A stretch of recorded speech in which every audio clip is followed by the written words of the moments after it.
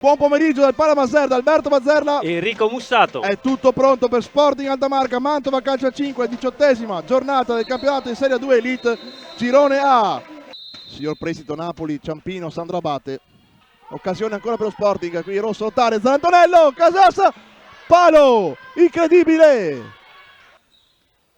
Caravellese dentro di Zanantonello, Mise si gira e Dragan Kovacevic fa la prima grossa parata del match.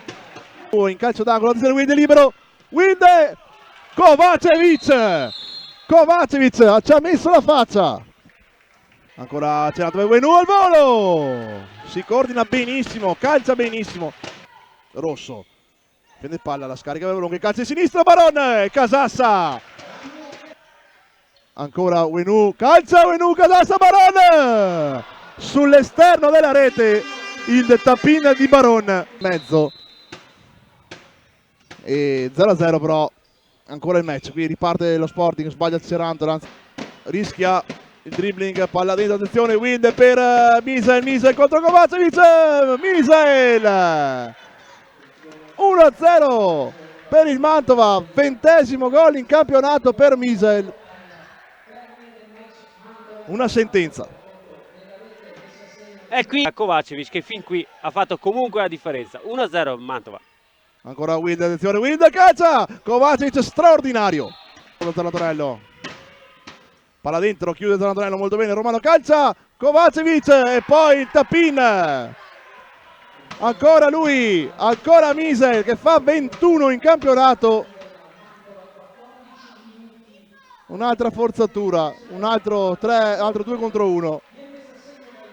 E ancora il risultato è il medesimo.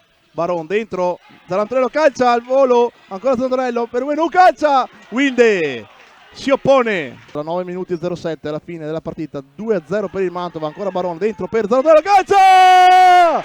Zanantonello! 1-2, la riapre lo Sporting. E tutto parte sempre dal numero 7 dello Sporting Altamarca. Pare sempre che vada a perdere lì a metà campo la palla. Donadoni, Wilde, Romano, Donadoni, ed eccolo qui, 3-1, tutto bellissimo, gran giocata, gran giro palla del Mantova, e 3-1 di Donadoni che rimette subito il Mantova sul +2. E che c'è da dire Alberto, guarda un po' il replay, come costruisce bene il Mantova, e ti devo dire la verità, guarda Wilde dove si mette, libera palla al secondo palo e poi toccata indietro. Cerantola rischia, attenzione con Romano, suola per Kovacevic